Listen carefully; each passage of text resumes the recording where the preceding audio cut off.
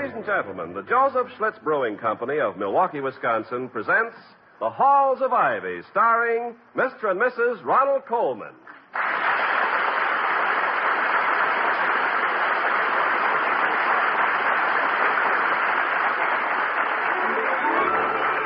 I was curious. I tasted it. Now I know why Schlitz is the beer that made Milwaukee famous. If you like good beer, you'll find it pays to be curious and learn about Schlitz for yourself. And now, the Halls of Ivy. We love the halls of ivy that surround us here today, and we will not forget, though we be far, far away. Welcome again to Ivy, the College of Ivy and the town of Ivy, USA. Dr. William Todhunter Hall, president of Ivy College, has all the troubles common to college presidents. They consist mostly of fiscal matters, financial affairs, and money. As he's often been heard to say, a man in his position must be 1 part babysitter, 1 part mediator, and 98 parts panhandler. But Dr. Hall has at least one advantage over his scholastic opposite number. He has a wife named Victoria, formerly a glittering ornament of the English musical comedy theater, and now the epitome of what a tired man should come home to.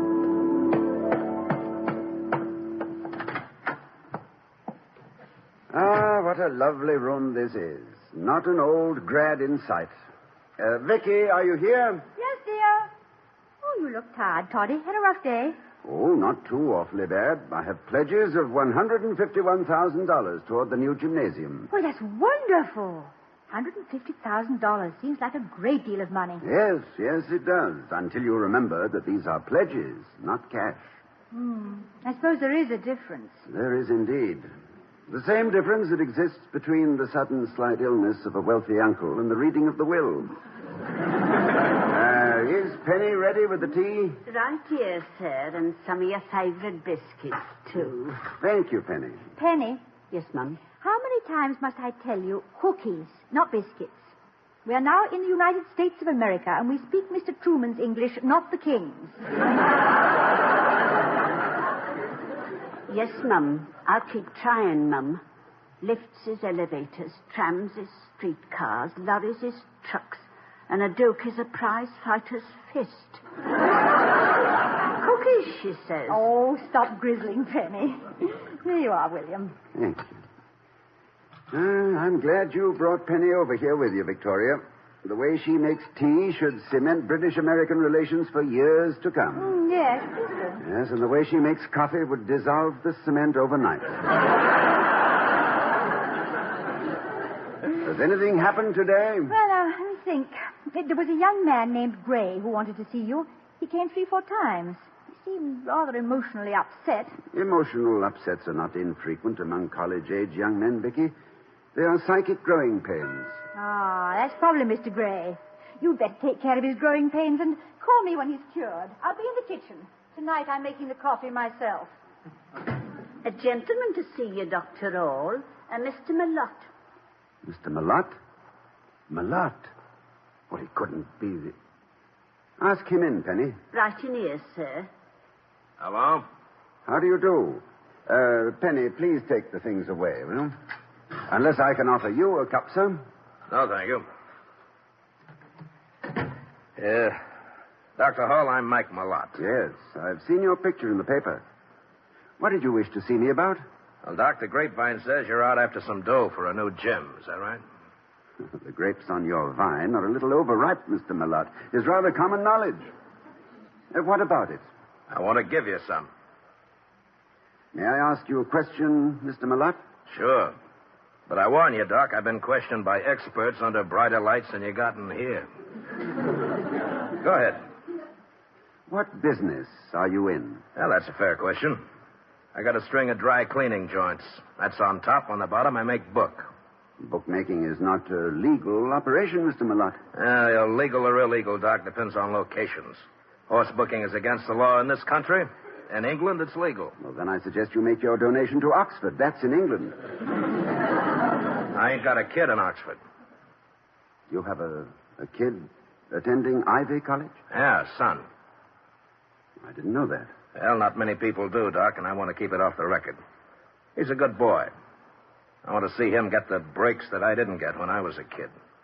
In a cold water flat, laying on a cheap mattress with a piece of billiard cue, waiting for the next rat to come out of the plaster. Mr. Malott, I fully sympathize with your intention of giving your son the advantages you lacked. I'm not asking for sympathy, Doc. I'm asking for a square deal for the kid, that's all. Ivy College does not sell square deals, Mr. Malott. We have here the sons and daughters of rich men, poor men, beggar men, thieves, doctors, lawyers, and merchants of almost everything. I doubt if anyone here expects more of a square deal than he is entitled to through hard work, decency, and a certain civilizing contact with his fellows. How do they get this contact? I should think that would be obvious in classes, fraternities, sports. And... Yeah, but Eddie ain't getting it. Why isn't he? I don't know. He's got a nice personality, but no nice friends, only stooges. I want to get him into a fraternity, and don't tell me that ain't for sale. I do tell you that. Now, wait a minute. If this school gets, say, $250,000 toward a new gymnasium, you mean nobody can pull hard enough to get a boy into a fraternity? Mr. Malott, I'm afraid your somewhat violent training has distorted your social viewpoint. Huh? Break that down. I shall. You, Mr. Malott, have had too much experience with special privilege. You've spent too many years purchasing crooked policemen, aldermen, judges.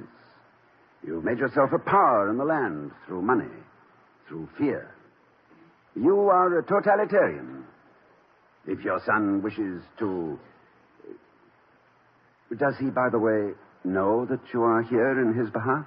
If he knew it, he'd slug me. Good. What? Well, I say good because now I'm interested in Eddie. Eddie who, by the way? I gather he is not using your name. Oh, Gray. Eddie Gray. Well, I'll talk to your son, Mr. Malott, but I'm afraid I must refuse your donation to our gymnasium fund. You mean my money ain't good enough, huh? Oh, money has no status of its own. It's merely a medium of exchange. The only question that arises is, what would we be expected to exchange for it?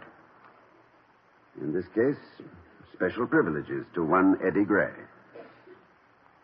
However, I am impressed by any boy who has the integrity to poke his father in the nose for attempting to buy him into the good graces of his fellows. You don't accept the donation, huh? Not yours, Mr. Malott.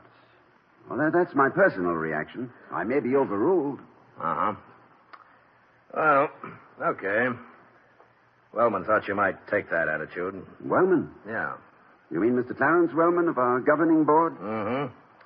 He really wants this gymnasium, you know. Well, thanks for the conversation.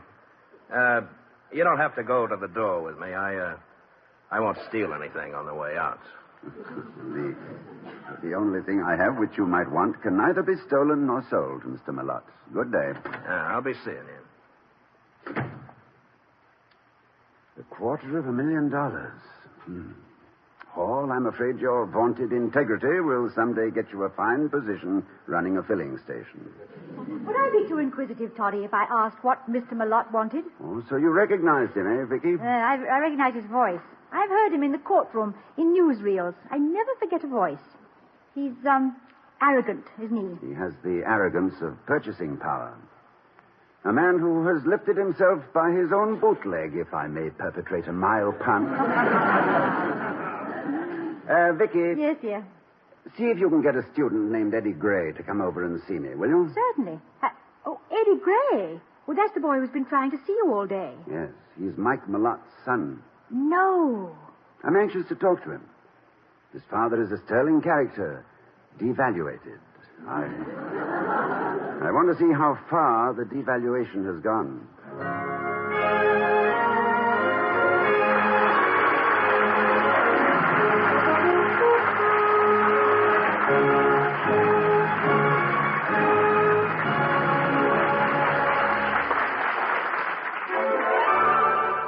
was curious.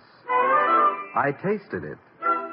Now I know why Schlitz is the beer that made Milwaukee famous. There's a story behind those words, a pleasant story that may suggest something equally pleasant to you. So before we return to the Halls of Ivy, starring Mr. and Mrs. Ronald Coleman, here's a curious artist to tell us about the masterpiece he discovered aboard a steamer. I'm a portrait painter, and other people's faces are my fortune. So it isn't surprising that studying faces has become almost second nature with me.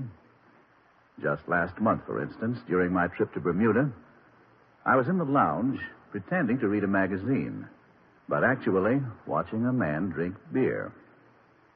As the beer passed his lips, you could see his expression change from pleasant anticipation to complete satisfaction. But the more I watched, the more distracted I became. Instead of just observing the man's expression, I found myself wondering what it would be like to taste a beer that could give so much satisfaction. I took the trouble to look at the label on the bottle. The man was drinking Schlitz. I'd heard about Schlitz, of course, but I'd never tasted it. So I called the waiter and ordered a bottle. I discovered that Schlitz was more than a work of art. It was a masterpiece. Here was a beer so fine and so distinctive that the complete picture of its goodness could only be painted by tasting it. As I sat there drinking my glass of Schlitz and enjoying every drop, I happened to glance into the mirror. There was that same look of satisfaction I'd seen before. Only this time, I was wearing it. As an artist, I'd doff my beret, if I had one, to the beer that can command such a reaction. No wonder they call Schlitz the beer that made Milwaukee famous.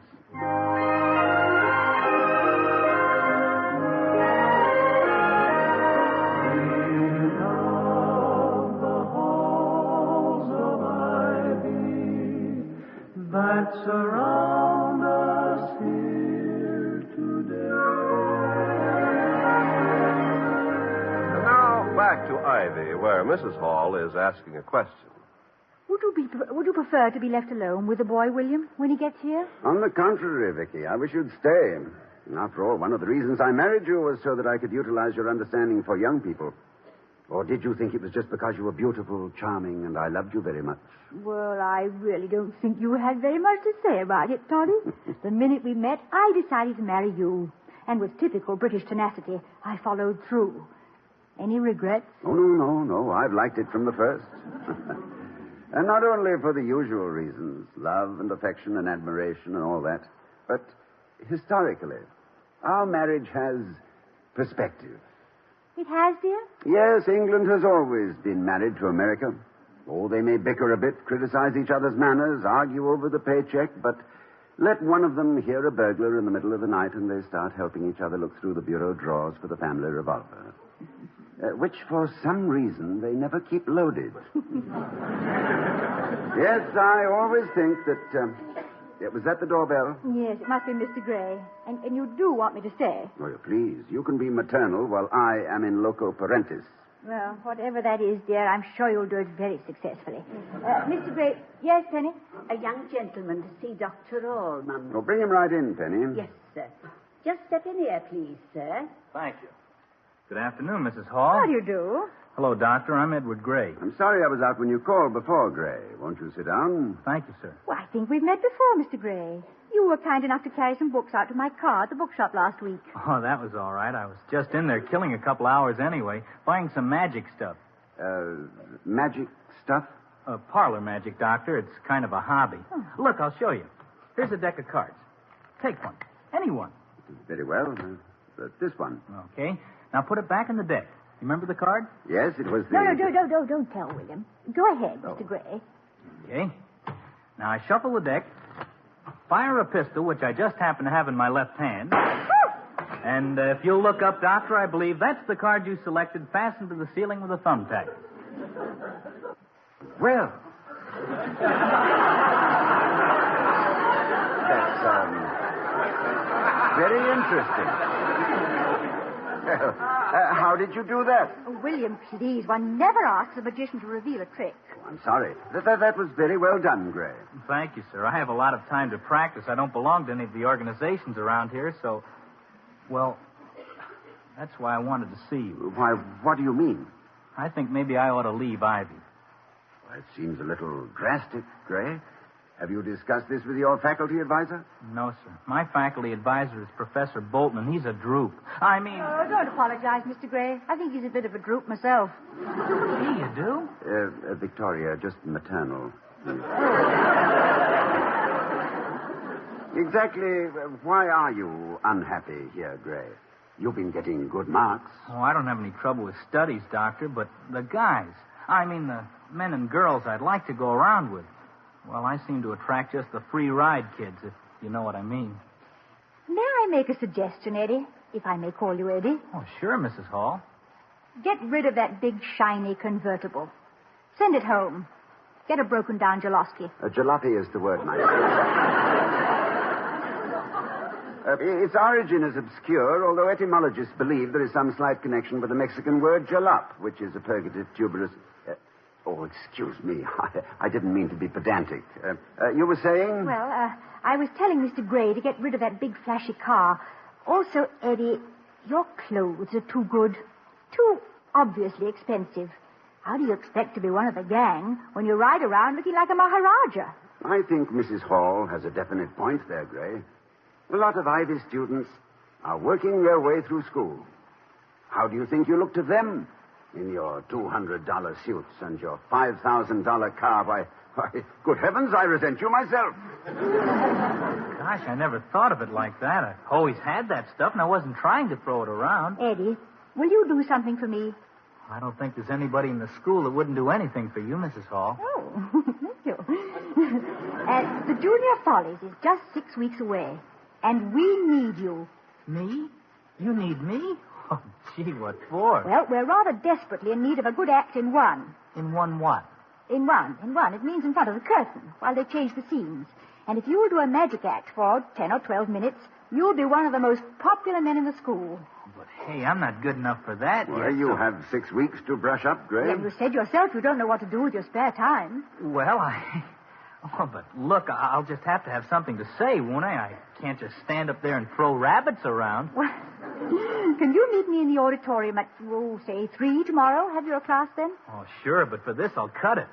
How about my patter? The word is pronounced pater, my boy, and I think he'll be very pleased when he hears that No, you... William, no. What, dear, what? He said patter, not pater.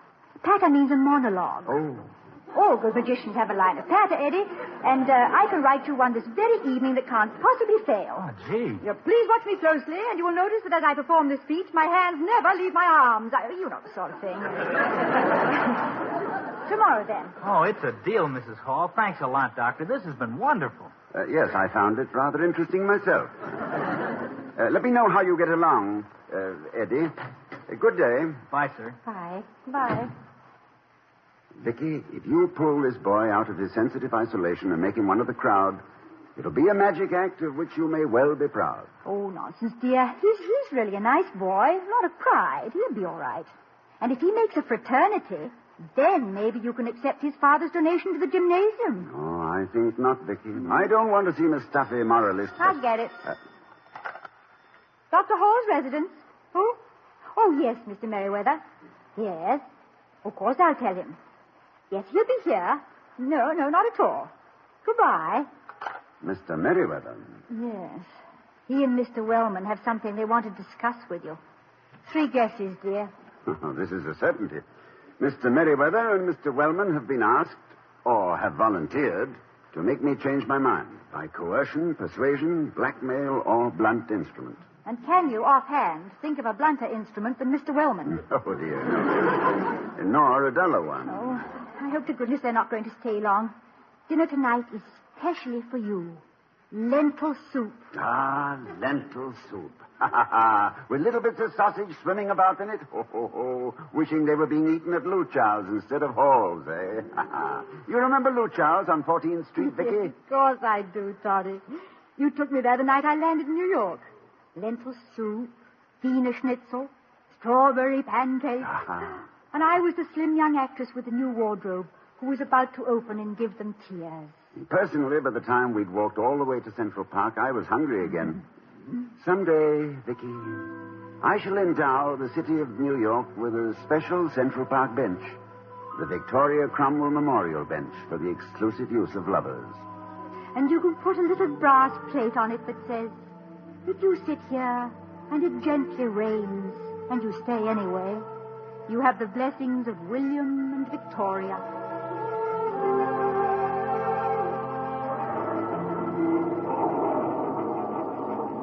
Better put your hat on, Toddy. It's raining. Oh, it isn't raining very hard. It feels rather good. Refreshing. But I don't want you to catch cold. Oh, I won't, dear. I've walked miles in fog worse than this. You won't miss London and England too much, will you, Vicky? If I was still Victoria Cromwell, I'd probably miss it terribly. But as Mrs. William Todhunter Hall, geography doesn't seem very important. Who means more to me than where?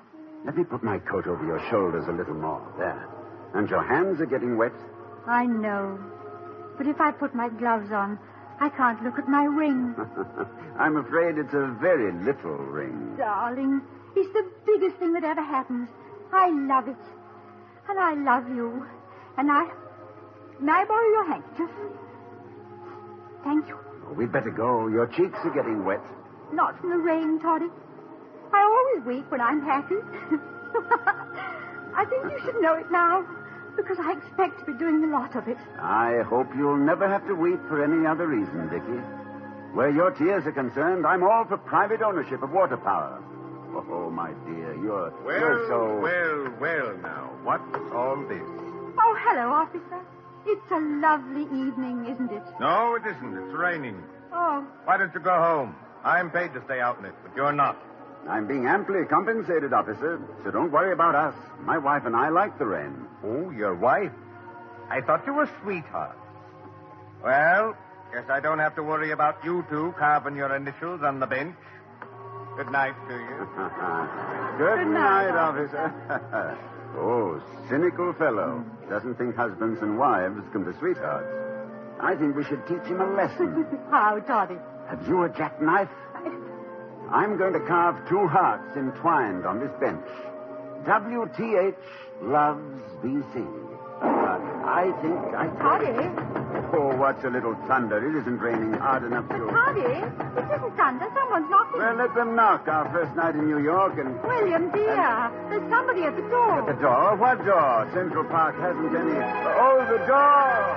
Our door! Oh, yes. Yes. Well, maybe it's a good thing. I might have carved our initials on the piano. Toddy. Toddy, you are an incurable daydreamer. Yes, I'm afraid I am, Victoria. Incurable and incredibly lucky. Lucky why? Because, my darling, few daydreamers can return to an actuality one half as pleasant as mine. Mr. Merriweather and Mr. Wellman to see you, Doctor. Oh, good afternoon, Mr. Merriweather. Oh, Mr. Wellman. Wellman. Merriweather. Please sit down, gentlemen. Thank you, Mrs. Hall. Won't keep you but a few minutes, Doctor. You probably know what we're calling about. Yes, I think I do. It's about an offer of $250,000 toward our new gymnasium, Dr. Hall. Am I correct in believing that you refuse to accept it? Quite correct, Mr. Wellman. Personally, Doctor, I don't think you'd turn down a sum of money like that without some very good reason. Clarence here and some of the other board members are pretty upset about it. Upset, did I say? Gad said their ulcers were jumping like popcorn. The Board of Governors had a right to be upset, Merriweather. As badly as this college needs $250,000, it's ridiculous. Yes, we know, Clarence. It's a lot of money, but money isn't everything. It's almost everything, I'll admit, but let's give Dr. Hall a chance to explain. How about it, Doctor? Oh, it's very simple, Mr. Merriweather. To me, at least. Well, to me, it's a downright... Be quiet, Clarence, you witch burner.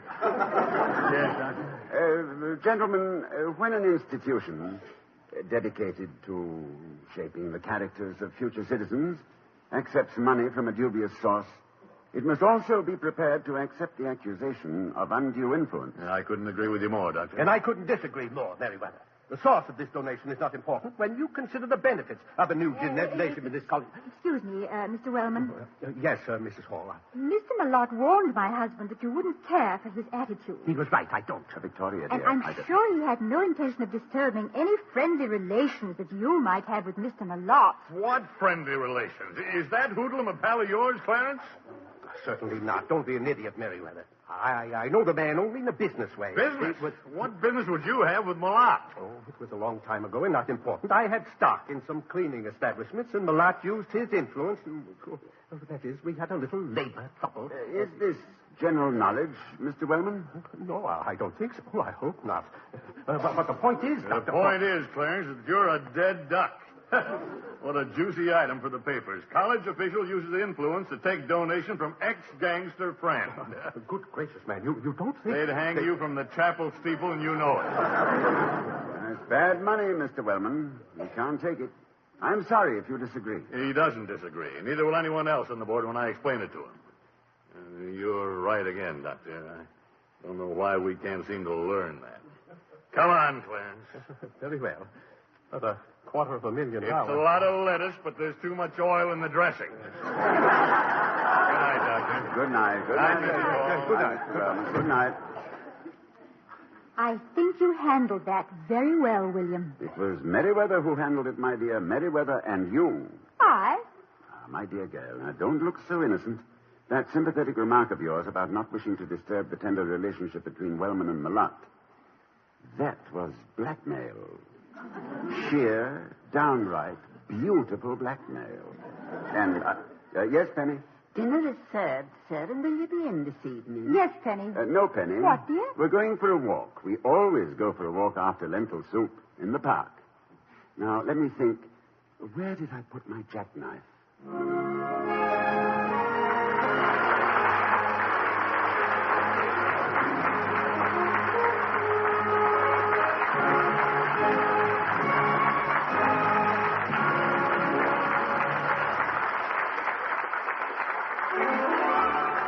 I was curious. I tasted it. Now I know why Schlitz is the beer that made Milwaukee famous. And here again are Mr. and Mrs. Ronald Coleman. My dear, there are times when I think that you should be president of Ivy College.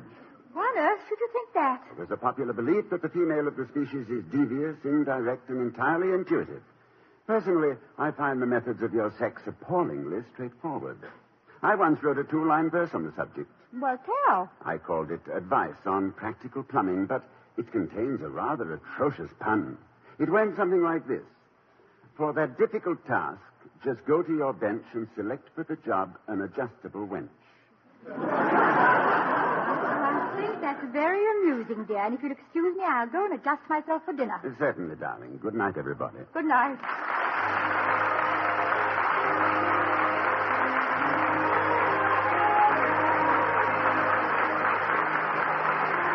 We'll be seeing you next week at this time at the Halls of Ivy, starring Mr. and Mrs. Ronald Coleman. The other players were Herbert Butterfield, Willard Waterman, William Conrad, Gil Stratton Jr., Ted Osborne, and Gloria Gordon. Tonight's script was written by Don Quinn and Walter Brown Newman. Our music was composed and conducted by Henry Russell. The Halls of Ivy was created by Don Quinn, directed by Nat Wolf, and presented by the Joseph Schlitz Brewing Company of Milwaukee, Wisconsin. Ken Carpenter speaking.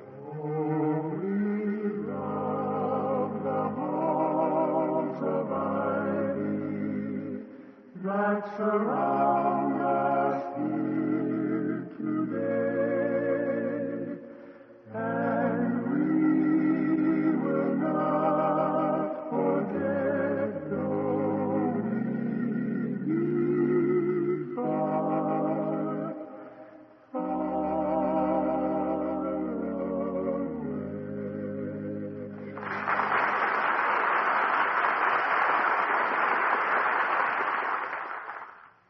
Next, hear We the People over most of these same NBC stations.